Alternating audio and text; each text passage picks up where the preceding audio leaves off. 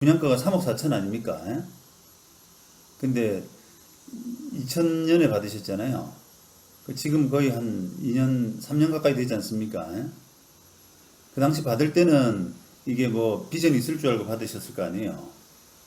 근데 사실은 이제 그때부터 이미 냉정하게 이야기하면은 그때부터 이미 반값 상품이에요. 실제 가치가 반밖에 안 되는 상품이란 말입니다. 그럼 지금도 이제 그 반 이하란 말입니다, 그게. 실제 가치가. 그러면 사람들이 생각은 보통 뭐 계약금 다 하고 위약금을 물고라도 끝냈으면 하는데, 반대로 이제 시행사, 분양회사 쪽에서는 그렇게 해가지고 그 몰수하고 뭐 다른 데 팔 수가 없지 않습니까? 그러니까 이제 그렇게 위약금 물고 뭐 돈, 아까 뭐 이자, 대납한 이자 이런 것 준다고 하더라도 절대로 해제시켜 주질 않습니다. 이게 법적으로 우리가 이미 이제 중동까지 다 들어간 상태에서 우리 사유로 해가 우리가 마음이 떴다고 그래서 우리가 마음이 변했다고 그래가지고 아 내가 그냥 포기할 테니까 이거 계약 끝내줘 라고 할 수 있는 권리가 없단 말입니다. 그런 상태에서 이제 상대방의 어떻게 보면 선처만 바라야 되는 거거든요. 상대방의 선처. 그러니까 상대방이 지금 계약금 포기하고, 그 다음에 중도금 대납한 부분만 있으면, 중도금 대납한 부분만 대신 내면은 계약 끝내드릴게요 라고 하는 부분은 상당히 이례적이란 말이에요. 왜냐면 자기들은 재분양 자체가 이제 이 가격에 택도 없었기 때문에 지금 가격으로는 아마 절반으로 재분양해도 안 될 거예요, 아마. 그러니까 이제 분양회사들은 이게 어느 정도 이제 돈이 있고 재산이 있고 이런 사람들한테는 절대 놔주질 않아요.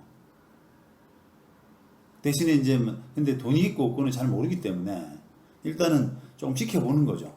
그러면서 이제 이제 분양회사 직원들 교육을 이제 시키기 나름인데, 분양받은 사람들하고 이야기해가지고 좀 직업이라든지 해제해야 될 사정 이런 걸 들어봐 주는 척 하면서 직업이나 재산이나 이런 걸 좀 파악하라.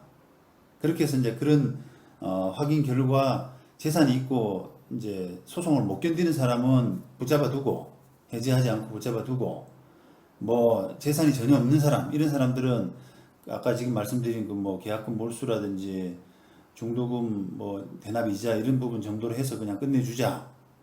이런 정도로 보통 하는 게 일반적입니다. 예, 적절치 않은 거죠. 지금 여러 가지 상황에 비춰 보면은 그렇게 할 만한 상황이 아니에요.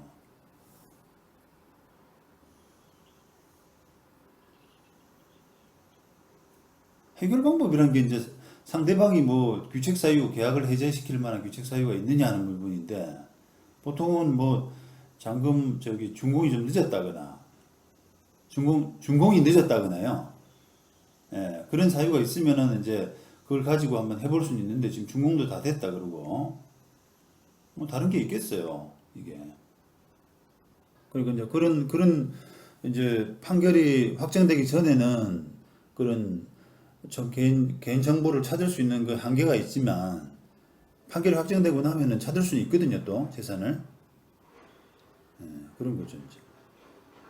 근데 이제 그 사람들이 보통은 그 이게 분양대금 달라라고 소송하고 하면 시간이 오래 걸리잖아요.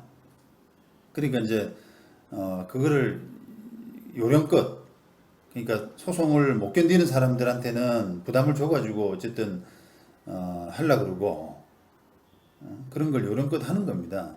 소송이 필요한 사람은 소송하고 이렇게 상황에 맞게끔 하는 거예요.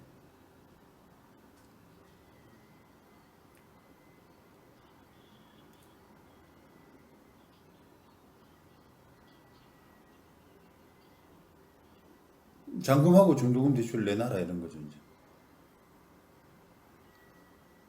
네. 예, 예. 물건을 남아있다는 게 소송하는 동안에는 나중에 대금을 자기들이 받고 넘겨줘야 될 물건 아닙니까? 그대로 두는 거죠, 그러니까. 재분양을 안 하고, 재분양을 할 수가 없잖아요.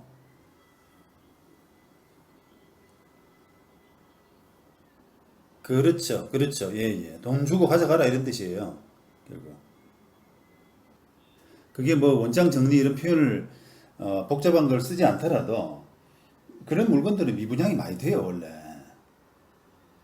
그러니까 이제 그거를 마치 뭐 자기들 혜택 주는 것처럼 더구나 500만 원씩 더 받아가면서 그렇게 사람 장난친 거 아닙니까? 그 사람한테 따져야죠, 이제. 뭐 유튜버라는 친구가 뭐 장난친 것 같은데 보니까. 500만 원 무슨 대가로 받아간 거예요?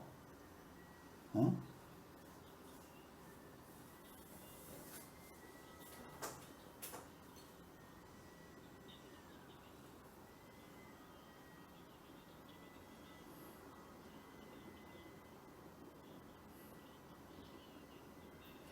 그런 걸로 해가지고, 선생님, 그런 걸로 해가지고 경찰 고소하겠다고 한번 해보세요. 말 장난이란 말입니다, 그게. 이제, 물론 뭐, 다짜고짜 형사고소하는 게 아니라, 이제, 기본적으로는 좀, 왜 런 돈으로 해서, 그런 목적으로, 그런 이유로 해서 돈 500만 원 가져갔지 않느냐. 그러니까, 시인을 받고요. 그걸 뭐, 영수증 받고, 문서 쓰고 가져가진 않았을 거 아닙니까? 그러니까요. 그러니까 이제 그 경위가 이제, 문서로 나타나 있는 건 없을 테니까, 다시 통화해가지고, 녹음해가지고, 경위부터 좀 정확하게 받아놓고 나중에 형사고소한다 그래 보세요. 그러면 당장 돈이 나와요, 그게.